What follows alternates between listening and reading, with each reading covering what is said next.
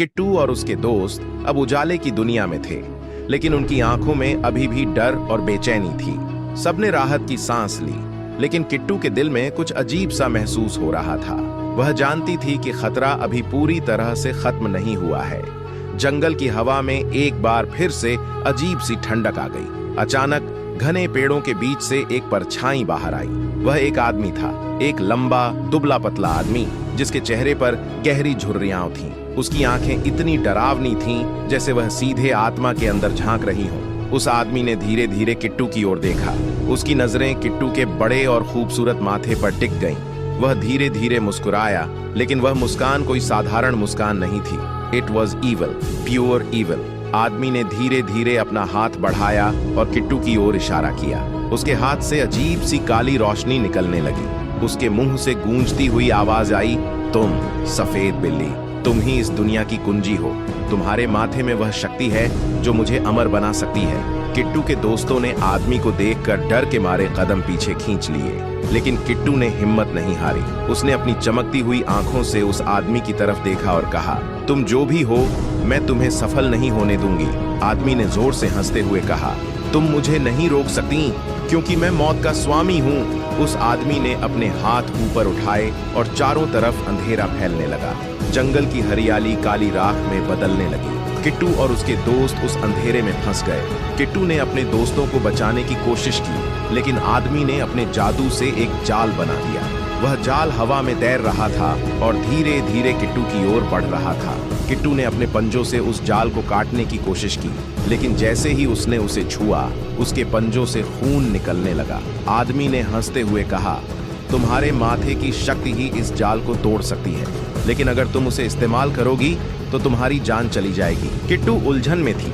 उसके माथे से हल्की रोशनी निकलने लगी, लेकिन वह समझ नहीं पा रही थी कि उस शक्ति का इस्तेमाल कैसे करे। तभी उसके दोस्त, जो अभी भी जाल में फंसे थे, चिल्लाए, किट्टू, हम जानते हैं कि तुम ये कर सकती हो, हमें भरोसा है। किट्टू ने अपनी हिम्मत जुटाई और अपनी शक्ति को जगाने की कोशिश की। उसके माथे से एक तेज रोशनी निकली, जिसने जाल को जलाकर राख कर दिया। लेकिन जैसे ही रोशनी फैली, वह आदमी गुस्से में लाल हो गया। उसने जमीन पर मुक्का मारा, जिससे पूरा जंगल हिलने लगा। आदमी की आंखें अचानक सफेद हो गईं और उसके शरीर से धुआं निकलने लगा। धीरे धीरे उसका असली रूप सामने आया। वह कोई साधारण आदमी नहीं था। वह एक झोंबी राजा का दूत था, जो अब झोंबी राजा की शक्ति को वापस लाने के लिए आया था।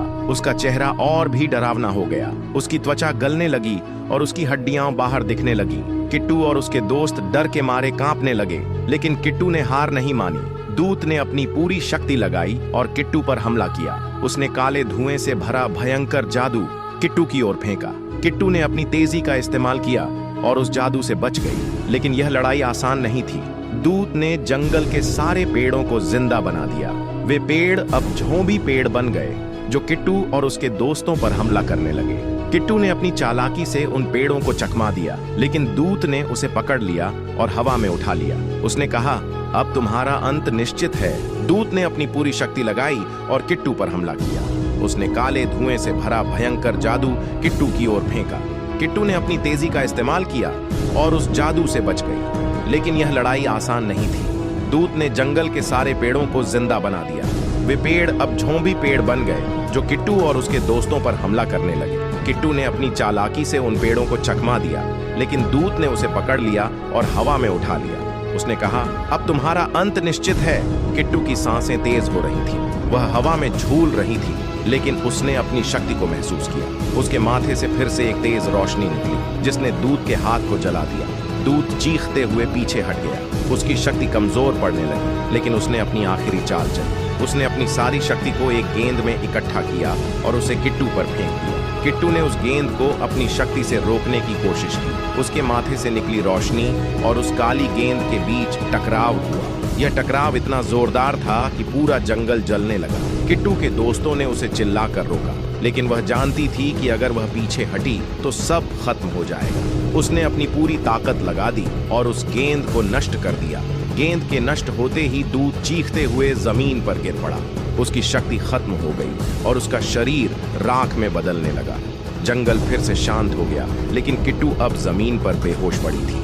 उसके दोस्त उसकी तरफ भागे और उसे उठाने की कोशिश की। किट्टू ने धीरे धीरे अपनी आंखें खोली। उसने देखा कि जंगल फिर से हरा भरा हो गया है। उसके दोस्तों ने उसे गले लगाया और कहा, तुमने हमें बचा लिया किट्टू, तुम हमारी हीरो हो।